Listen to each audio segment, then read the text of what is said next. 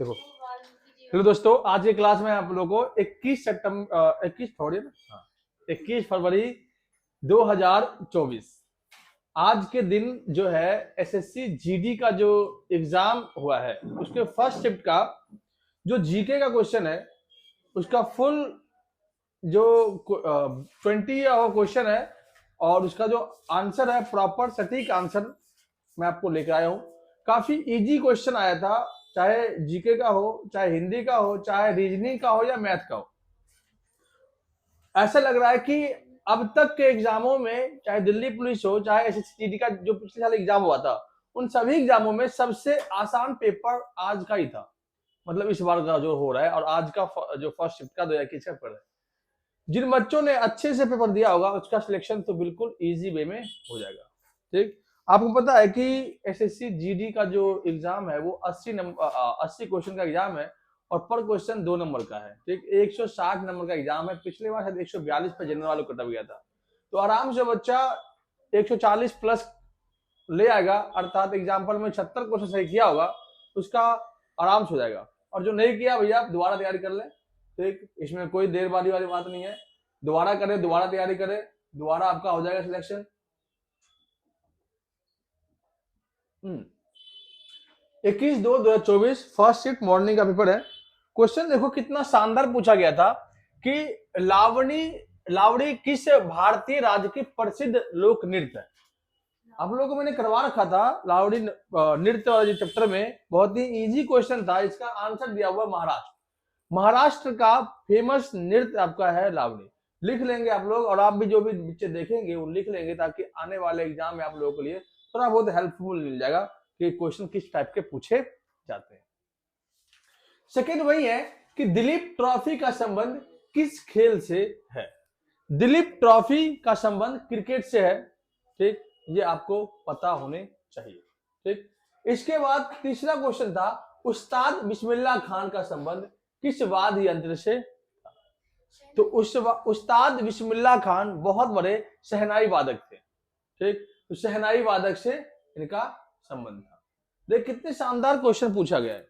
2011 की जनगणना के अनुसार सबसे कम महिला साक्षर वाला राज्य बिहार। चाहे महिला हो चाहे पुरुष हो, चाहे महिला हो या पुरुष हो, दोनों में सबसे कम साक्षर कहां पे है? बिहार में। बिहार में सबसे कम साक्षर है। वही कहे कि सबसे अधिक साक्षर, तो सबसे अधिक साक्षर कहां पे है?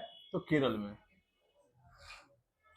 केरला में सबसे अधिक साक्षर है। अब मैं एक चीज दिखाता हूं आपको कि जैसे कि आप लोग को जनगणना के अनुसार अगर देखें तो हर एक एरिया की अपनी अपनी अलग अलग जनगणना है, उनको एक बार हम देखते हैं।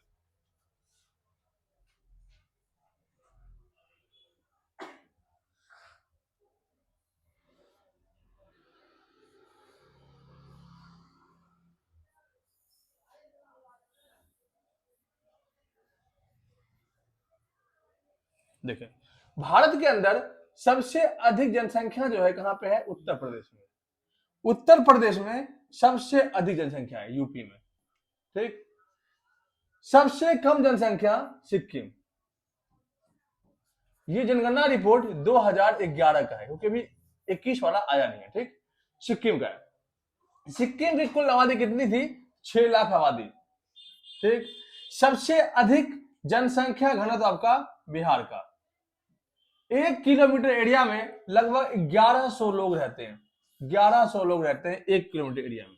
वही कह दे कि सबसे कम जनसंख्या डेंसिटी कहां पे था? तो आपका अरुणाचल प्रदेश। अरुणाचल प्रदेश कितना डेंसिटी? तो आपके 70, मतलब 17 लोग 1 किलोमीटर एरिया में, मात्र 17 लोग रहते थे। पूरे भारत की बात करें कि पूरे भारत में जो है जनसंख्या कितना था? तो 382। ठीक है, पर किलोमीटर में 382 लोग निवास करते हैं। यूनियन टेरिटरी की बात करें कि सबसे अधिक जनसंख्या कहां पे है? दिल्ली में। लगभग 11,000 लोग रहते हैं 1 किलोमीटर के एरिया में। ठीक है, इसके अलावा सबसे कम जनसंख्या घनत्व वाला कौन सा राज्य है? तो आपका एक ही आपका है यूनियन टेरिटरी में, लक्षद्वीप। लक्षद्वीप सबसे कम जनसंख्या घनत्व रखता है। महिला की बात करें, सबसे अधिक लिंगानुपात कहां पे है? केरल में। ठीक है, सबसे कम लिंगानुपात हरियाणा में। ठीक है, तीन चीजों को आप याद रखेंगे। सबसे कम शिक्षा वाला राज्य शिक्षा तरफ राज्य कौन सा है? बिहार में 51.2% लोग यहाँ पर जो महिला है वो शिक्षित है। हमारे अगर पूरे जनसंख्या की बात करें तो लगभग 62% जनसंख्या यहाँ की शिक्षित है। और सेकेंड स्थान आपका है राजस्थान। राजस्थान भी शिक्षा के मामले में पिछड़ा हुआ है। 52% साक्षर यहाँ पे महिलाओं की है। मतलब महिला की साक्षरता दर बिहार में सबसे कम, सबसे अधिक केरला में।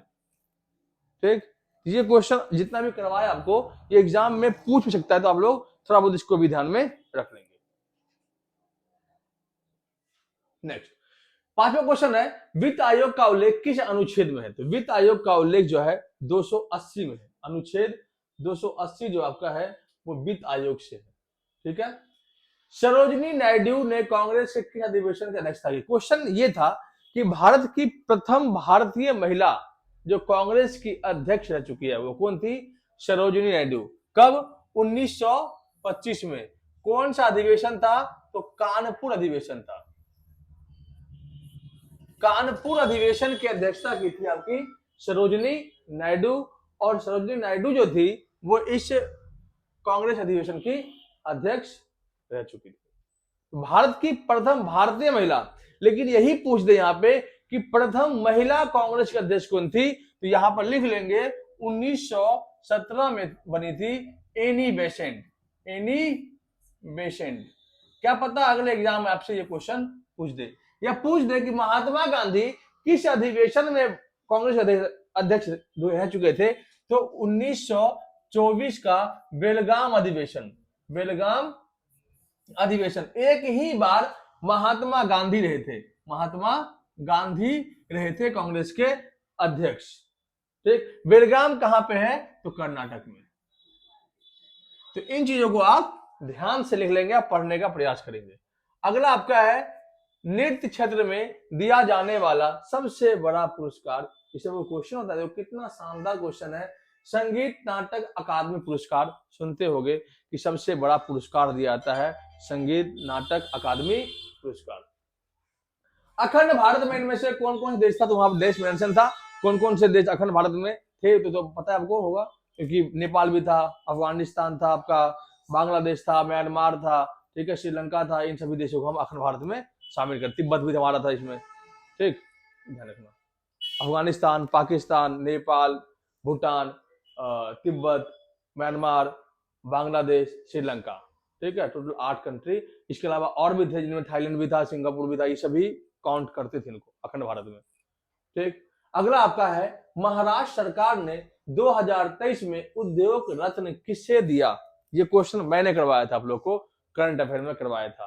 तो रतन जी टाटा को दिया था आपका, रतन टाटा को महाराष्ट्र सरकार ने 2023 में उद्योग रत्न पुरस्कार दिया। ठीक है, ये क्वेश्चन मैंने खुद करवाया आप लोगों को करंट अफेयर से। नेक्स्ट, अनुच्छेद 20 किससे संबंधित है? बताओ, ये क्वेश्चन है। एक अपराध के लिए एक बार व्यक्ति को दंडित किया जाएगा, ये अनुच्छेद 20 कहता है। ठीक है, ये मैं आपको करवा रखा है। हरित क्रांति को और किस नाम जानते हैं? तो गेहूं क्रांति से ही जानते हैं इसको। ठीक, नॉर्मन बोरलॉग जो थे हरित क्रांति के जनक थे। लिख लेंगे, नॉर्मन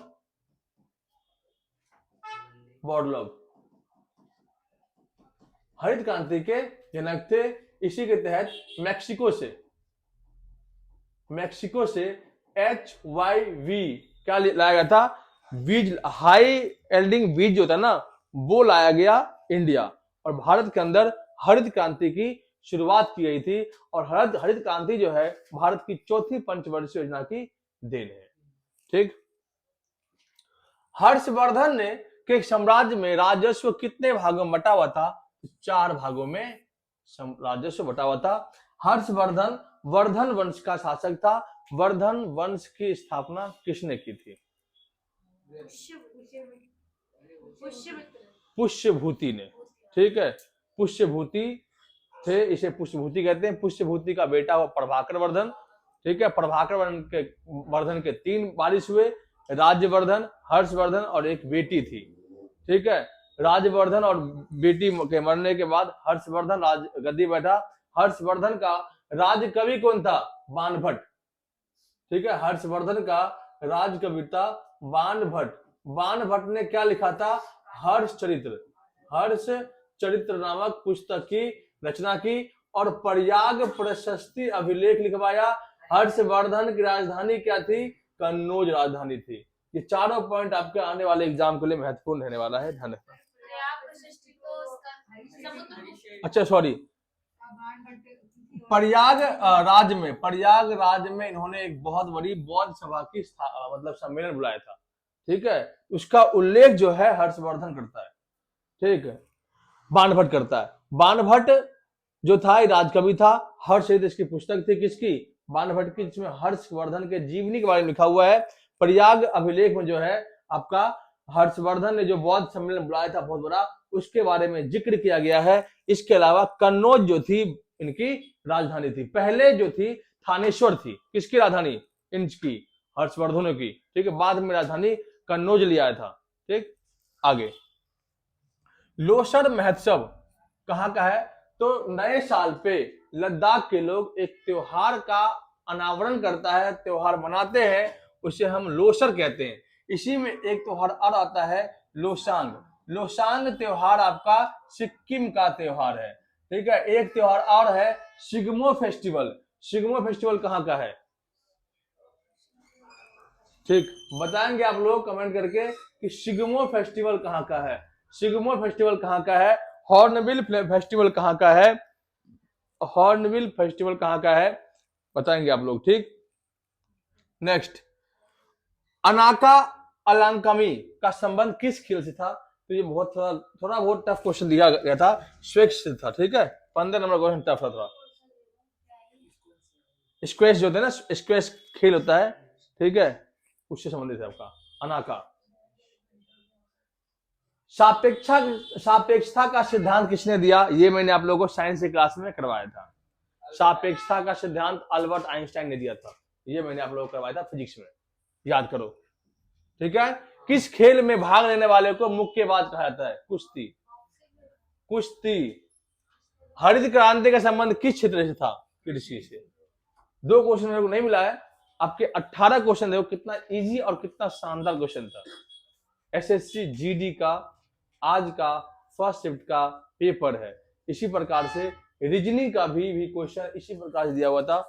मैथ का भी क्वेश्चन ऐसे ही दिया है। और भी जितने भी क्वेश्चन है बहुत इजी क्वेश्चन है। अगर आप तैयारी ढंग से करते हैं तो कोई भी एग्जाम निकालना आपके लिए टफ नहीं है, आसान है, बशर्ते आपको याद कितना है। वीडियो पसंद आए तो लाइक और चैनल को सब्सक्राइब कर ले, शेयर करें। इसके अलावा नेक्स्ट क्लास में आप लोगों को 22 तारीख का वीडियो आपको दे दूंगा। धन्यवाद।